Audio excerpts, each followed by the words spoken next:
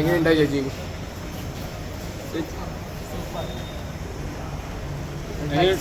T V CCB രചനയും നിർമ്മാണവും ഒക്കെ നിർവഹിച്ച ഏതാണ്ട് അരമണിക്കൂർ നീണ്ടു നിൽക്കുന്ന നല്ല ഒരു ചിത്രം, നല്ലൊരു സന്ദേശം നൽകുന്ന ചിത്രം, പ്രത്യേകിച്ച് ആനുകാലിക പ്രസക്തിയുള്ള ഒരു ചിത്രം, എല്ലാവർക്കും കാണാവുന്ന ഒരു ചിത്രമാണ്. നല്ലൊരു പൊളിറ്റിക്കൽ മെസ്സേജ് നൽകുന്ന സ്ത്രീകൾക്കും എല്ലാവർക്കും, എല്ലാ മനുഷ്യർക്കും നല്ലൊരു സന്ദേശം നൽകുന്ന അവതരണവും അതിൻ്റെ ശബ്ദ സന്ദേശങ്ങളും ഇഷ്ടമാണ്.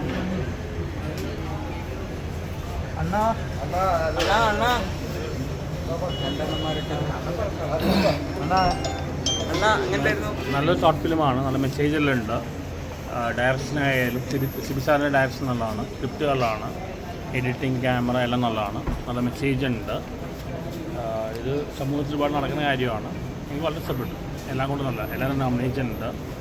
അക്ഷയ് ജോഫി ആണെങ്കിൽ ഹിൽഡി ആണെങ്കിൽ എല്ലാവരും നോമിനേഷനുണ്ട്. എല്ലാം കൊണ്ടും നല്ലൊരു മെസ്സേജുള്ള, അങ്ങനെ യാതൊരു ബോറടിക്കാത്ത നല്ലൊരു മൂവിയാണ്.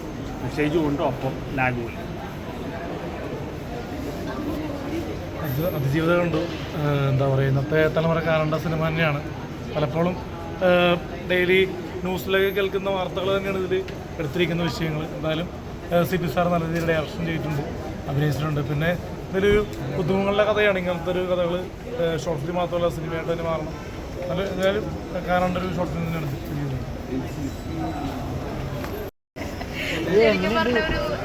ഒരു ജീവിതകഥ കണ്ടതുപോലൊരു ഫീലിംഗ് ആയിരുന്നു. അതായത് അതൊരു റിയാലിറ്റി ബേസ് ചെയ്ത് വരുന്നൊരു ചില സന്ദർഭങ്ങളെ അടർത്തിയെടുത്തുകൊണ്ട് യഥാർത്ഥ ജീവിതത്തിനെ തന്നെ ഒരു സിനിമയാക്കി മാറ്റിയിരിക്കുന്നതാണ്. അപ്പോൾ അത് വളരെ സ്പെഷ്യലായിട്ട് എനിക്ക് തോന്നി. കാരണം നമ്മളൊക്കെ നിലകൊണ്ടത് എന്തിനു വേണ്ടിയാണോ അത് ഇങ്ങനെ ഒരു ബിഗ് സ്ക്രീനിൽ കാണുക എന്ന് പറയുമ്പോൾ ചില കഥാപാത്രങ്ങളൊക്കെ നമ്മുടെ യഥാർത്ഥ ജീവിതത്തിൽ നിന്ന് ബിഗ് സ്ക്രീനിലേക്ക് മിന്നി മറിഞ്ഞതുപോലൊരു ഫീലിംഗ് ആയിരുന്നു. വളരെ നന്നായി ചെയ്തിട്ടുണ്ട്. പിന്നെ ലെങ്ത്ത് ഷോർട്ട് ഫിലിമാണ്, ലെങ്ത്ത് ഇത്തിരി കുറഞ്ഞ പോലെ തോന്നി. എനിക്ക് കുറച്ച് ദീർഘമായിട്ട് കാണാനുള്ള ഒരു ആഗ്രഹം തോന്നി. കാരണം വളരെ ഹൃദയസ്പർശിയായ ഒരു ജീവിതം തന്നെയാണ്.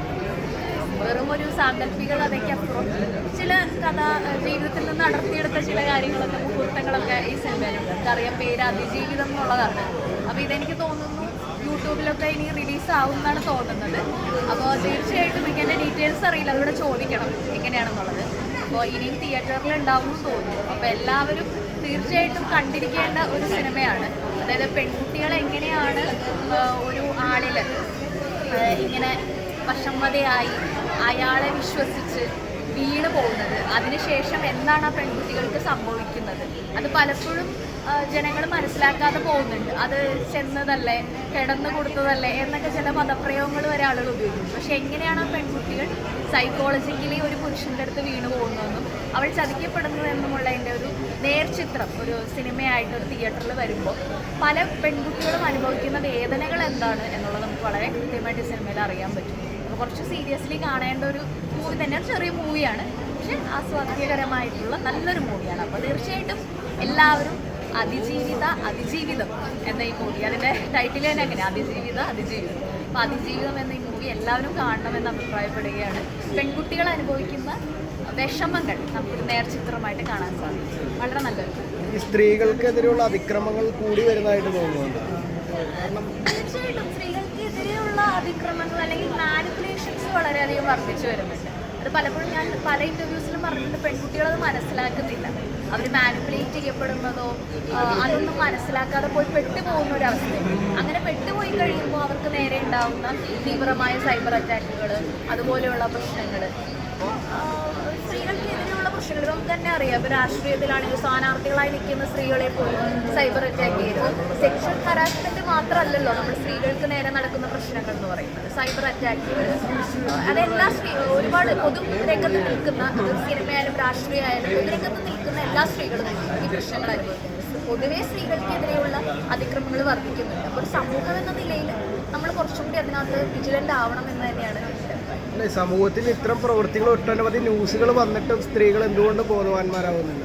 അത് ഒരു പ്രശ്നം തന്നെയാണ്. അതായത് ഇത്രയധികം വാർത്തകൾ വന്നിട്ട് എനിക്ക് തോന്നുന്നു പെൺകുട്ടികൾ അല്ലെങ്കിൽ സ്ത്രീകൾ പുരുഷന്മാരുടെ അത്രയും ഈ പൊതുകാര്യങ്ങൾ ശ്രദ്ധിക്കുന്നില്ല, അല്ലെങ്കിൽ ന്യൂസ് പോലെയുള്ള ചിന്തിക്കേണ്ട കാര്യങ്ങൾ അവർ കാണുകയോ മനസ്സിലാക്കുകയോ ചെയ്യുന്നില്ല. കൂടുതലും ഒരു മേക്കപ്പ്, ഫേഷ്യൽ, ഇങ്ങനെ ലിപ്സ്റ്റിക്ക് തുടങ്ങിയ കാര്യങ്ങൾ, ചെറിയ ചെറിയ കാര്യങ്ങളിലേക്കാണ് പെൺകുട്ടികളുടെ ശ്രദ്ധ കൂടുതലും പോകുന്നത് എന്ന് എനിക്ക് തോന്നുന്നത്.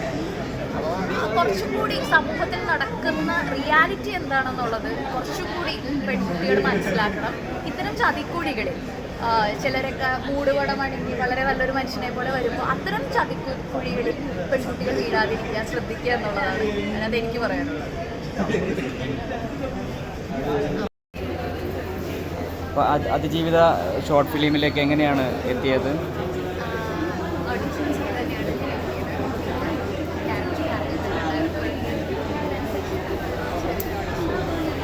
അപ്പോൾ ഇങ്ങനെ സമൂഹത്തിൽ ഇപ്പോൾ ഷോർട്ട് ഫിലിം ഞാൻ കണ്ടായിരുന്നു. അപ്പോൾ സമൂഹത്തിൽ ഇങ്ങനെയുള്ള ആളുകൾ ഉണ്ടെന്ന് എന്തോ മനസ്സിലല്ലോ, ഇങ്ങനെ ഒറിജിനലായി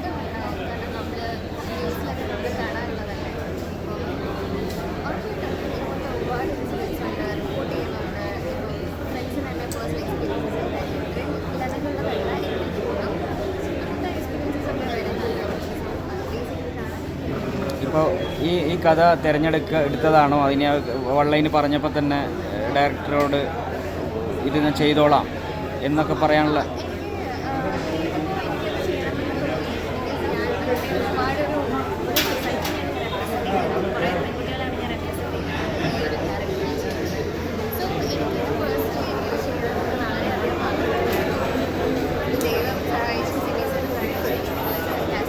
ഇതെങ്ങനെ ഫസ്റ്റ് പ്രൊജക്റ്റാണോ? ഇനി